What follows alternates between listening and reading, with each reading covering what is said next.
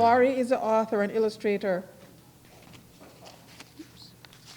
of her own series of children's books and the education program coordinator at the Woodland Cultural Center in Brantford, which is the former Mohawk Institute Indian Residential School. Lorrie designs educational presentations, provides tours of the museum and former residential school. Lorrie always takes an artist's approach to reveal the rich culture of the people of Six Nations. She lives in Brantford with her husband, Raymond, and has 2 strong daughters who constantly inspire her to be a protector of the earth for all the generations to come. Lorrie.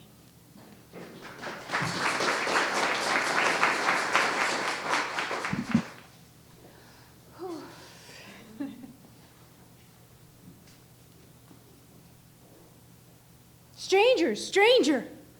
White man, hide, hide. Strangers, white man, hide, hide.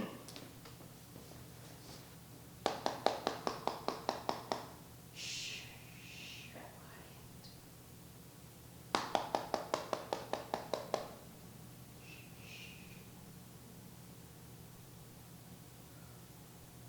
okay, you're gone. It's okay. You can come out now. It's okay. It's okay. This is how I grew up. I grew up this way, and I thought it was normal. My mother would not let anybody in the house that she didn't know. But if you were a white man, the words were stranger, stranger, white man, hide. We'd hide under the kitchen table, or we'd hide under the bed. And if we weren't close to those 2 spots, we had to go along the wall, underneath the window ledge, as close as we could, so if they looked inside, they wouldn't see us. She'd double bolt the door, lay on the floor in front of the door, put her feet up against the door in case they tried to break in. And I thought that was normal. I thought everybody did that. Till I got to high school, and I realized everybody doesn't do that when somebody comes to your door. And I never thought much more about that, just sort of let that go away. She didn't leave the house a whole lot. Just really didn't think it was something that was abnormal until later in life. And my mother had passed away, and my aunt, she shared a story with me. And then when she shared her story, all of that kind of made sense to me. And she started the story. She said, in 1899, my grandfather was 7 years old, William Bonberry, and his mother was pregnant. She was about to give birth, and it was a home birth, and something went wrong. Something went terribly, terribly wrong, and she died, and the baby died. And William's father, my great-grandfather, didn't know what to do. He was distraught. This was something he couldn't deal with. He had to bury his wife, and he buried his infant son. And he looked into the eyes of his 7-year-old son, William, and all he could see was his wife. And he didn't know how to deal with the grief. So he made a phone call. He called Mohawk Institute. He said, will you take my son? Of course we'll take your son. Bring him up. Oh, well, come out and get him if you want, or you can bring him up. No, I'll drop him off. So he took all of his things, he packed him up, he took him to Brantford, drove up that long driveway to the big building. William didn't know where he was going. He didn't know what was happening. He dropped him off at the door. He signed some papers. He said goodbye to him. And William didn't know if he'd ever see his father again, when he'd see them. He didn't know why he was dropped off there. His mother had just died. His father had just abandoned him. And 7-year-old William was left there, and his father never came back for him ever again. He started a new life someplace else. The women that worked there, they took William, and they cut his hair all off. They shaved it right down. And then they scrubbed his skin with lye. And then they said, we're not going to call you William any longer. You're going to be called boy number 25. And we're going to write 25 on everything. Your shirt, your pants, your shoes, your bed, your pillow, your blankets, the bowl that you eat out of. We'll have 25 on it. And when we call 25, you come. So William spent 8 years at the residential school. No one came to visit him. No one wrote him a letter. He never got to go home. He never went home on the weekends. Nobody. And I don't know what happened to him there. I don't know if he was abused physically or sexually. I don't know. He never talked about it. But they say you never run away from something good. So when William turned 15, he ran away. He ran away to Hamilton.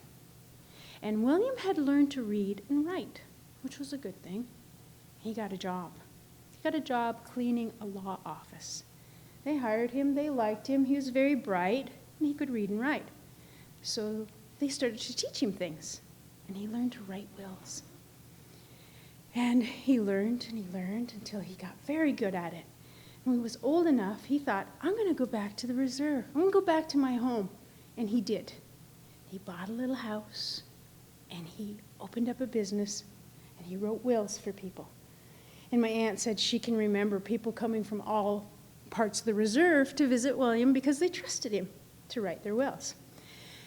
But when he was there, he started a little house, and he met a girl. Her name was Lena Isaac, and she was the daughter of a hereditary Cayuga chief. And he thought she was beautiful. And they went out with each other, and they fell in love, and they had 12 children. So they built a little bigger house. Had some cows and some chickens. But William knew all too well what was going to happen. The first thing he told her is, Lena, you cannot teach the children language. I don't care what your grandparents taught or your parents taught you. You cannot hand that down to them. They cannot learn the language. They cannot go to the longhouse. They cannot learn to dance. And so Lena listened to him because he knew. He spent 8 years in that place. He knew why they came for children. He knew how children ended up there. If you had too many, they took them away. If your house was too small, they took them away. And if you were teaching them the language and the culture, they were definitely coming to take them away. So he prepared his children. He said, when I tell you to run and hide, you go out the back door and you run across the field, you hide in the bush, and you stay there till I tell you it's okay to come out. And sure enough, that day came. That big black car come driving down the driveway. Run, hide, run, hide. They'd all run. My mother and her 11 siblings, they'd scoop each other up, and they'd all run across the field, and they'd go hide in the bush. Mr. Bomberry, you have 12 children. You can't take care of 12 children. We're here to take them. I don't know where they are. They left this morning, and they never came back. Well, we're going to come back, and we're taking those children from you. Run, hide, run, hide. They'd run across the field and hide. Mr. Bomberry, we are here for those children. Your house is too small. You don't even know where they are. You can't take care of them. We're coming back. And when we come back, we're also going to arrest you for refusing to give us your children. Mr. Bomberry, we're back, and we want those children. I need every one of them to take care of the animals on my farm. No, I'm sorry, we're taking them. They go to church. They believe in God. I teach them about Jesus. And they speak English. They don't know their language. They don't go to the longhouse. We don't teach them their language. They believe in God. And I need every one of them to work on my farm. Okay. Because you take them to church and they believe in God and they speak English and you don't take them to the longhouse. I guess you can keep them as long as they're working on your farm. So, my grandfather took away their opportunity to get the culture. And he did it to protect them, to save them, to keep them safe. And I think about that story. It all makes sense. The trauma that he experienced, he passed it down to my mother. She passed it down to me. And I refused to pass it down to my daughters. But I think of all of the sadness of my grandmother, how she wasn't allowed to teach them everything that she knew her whole life. The songs, the music, the dancing, the celebrations, the understanding of the Creator. She wasn't allowed to pass that down to her children. And I think she was told to be silent, not heard, not seen.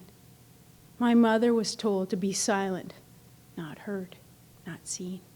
She taught me to be silent, don't be heard, don't be seen.